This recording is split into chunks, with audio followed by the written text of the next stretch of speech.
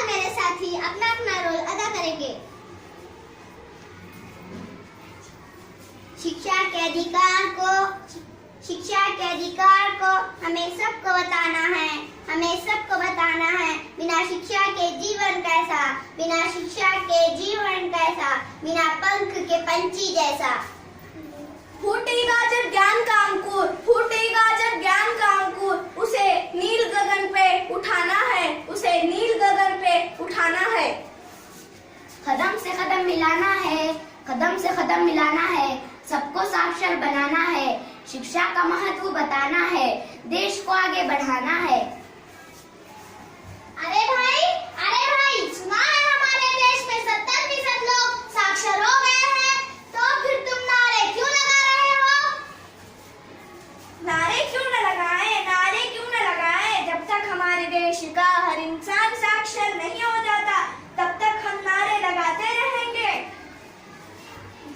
अरे कितने गीत गाओगे,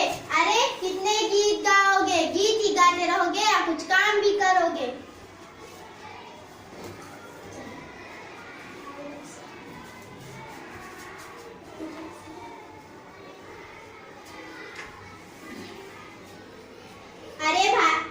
अरे भाई तुम ठुइयां करके किधर जा रहे? गोटा खेलने जा रहे, आ रहे क्या तुम? हाँ आ रही, चलो।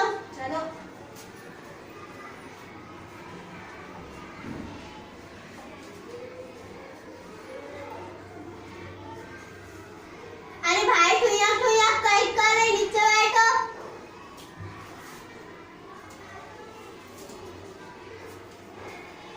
अरे भाई और वैसा कर रहे, बैठो नीचे।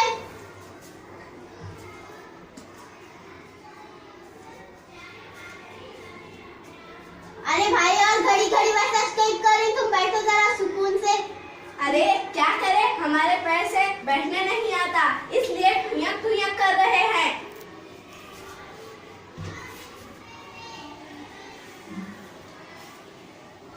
अरे भाई तुम पढ़ते क्यों नहीं? दिन भर मटर गश्ती करते रहते हो। अरे पढ़ना लिखना है सरदर्दी, और हमें ना भाई ऐसी सरदर्दी। हाँ, हमें ना भाई ऐसी सरदर्दी।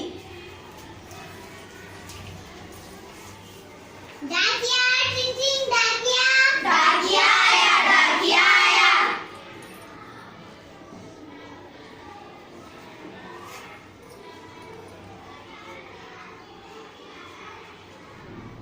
तुम में से हीरा कौन है? हमारा नाम हीरा है। ये लो तुम्हारी चिट्ठी आई है। अरे अब हमें कौन चिट्ठी भेजने लगा? हमें तो पढ़ना ही नहीं आता। तुम पढ़कर सुनाओ। नहीं मेरे पास वक्त नहीं, आगे और चिट्ठियां देनी है, तुम किसी और से पढ़वा लो। अरे तुम पढ़कर सुनाओ। अरे हमें तो पढ़ना ही नहीं आता, हम कैसे पढ़े? तुम पढ़कर सुनाओ। हमें भी पढ़ना नहीं आता। अरे हाय, अब मैं क्या करूं, कहाँ जाऊं, इस चिट्ठी में क्या लिखा होगा? देखो इन्हें तो पढ़ना ही नहीं आता। हाँ, पढ़ना ही नहीं आता। अरे भाई क्या हुआ तुम्हें? अरे अभी एक डाकिया आया था, उसने मुझे ये चिट्ठी दी, मैं क्या करूं, मुझे तो पढ़ना ही नहीं आता। अरे तुम पढ़ सकते हो, सावित्रीबाई फुले और ज्योतिबा फुले ने गांव जाकर हर इंसान को शिक्षा दे रहे हैं, तुम उनके पास क्यों नहीं पढ़ते? अच्छा मैं जरूर जाऊंगा, जरूर पढ़ूंगा। तो देखा आपने, ये थी हमारे देश में लड़कों की हालत, अब देखिए लड़कियों की हालत।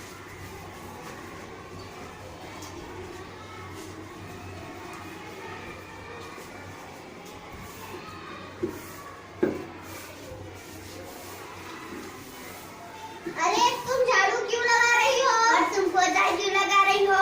ये तो तुम्हारी पढ़ने की उम्र है। क्या करें, हमारे माँ बाप हमें पढ़ने ही नहीं देते। हाँ, पढ़ने ही नहीं देते। आओ हम तुम्हारे माँ बाप से बात करेंगे और तुम्हें पढ़ना लिखना भी सिखाएंगे। हाँ, हम तुम्हें पढ़ना लिखना सिखाएंगे। आप कौन है और आपकी बात हमारे माँ बाप क्यों सुनेंगे? अरे कैसे नहीं मानेंगे, जरूर मानेंगे।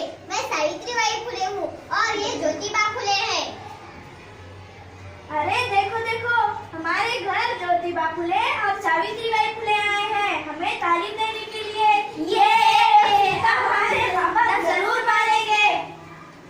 आओ हम तुम्हें पढ़ना लिखना सिखाते हैं। अरे बेटा, ये कौन है?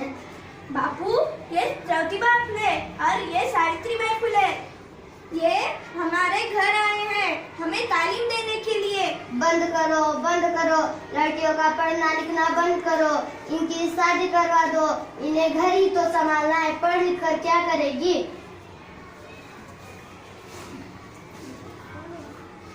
अरे यही तो है तुम्हारी सोच, जिसके कारण लड़कियां पढ़ नहीं पाती। नहीं हाँ, पढ़ नहीं पाती। नहीं, हमें नहीं पढ़ाना, हमारे घराने में लड़कियों को नहीं पढ़ाते, इसलिए मैं भी इन्हें नहीं पढ़ाऊंगा। तुम यहाँ से चली जाओ। नहीं बापू, आजकल की लड़कियों को पढ़ाना लिखाना बहुत जरूरी है ताकि वो आने वाली जिंदगी में खुद के पैरों पर खड़ी हो सके और मुश्किलात का सामना कर सके। एक तालीम ही है जो हमें अंधेरे से निकालती है और रोशनी देती है। हाँ, मैं जरूर पढ़ाऊंगा। हम भी पढ़ेंगे। पढ़ोगे लिखोगे पाओगे सम्मान, पढ़ोगे लिखोगे पाओगे सम्मान, जानोगे समझोगे अपना मान, जानोगे समझोगे अपना मान।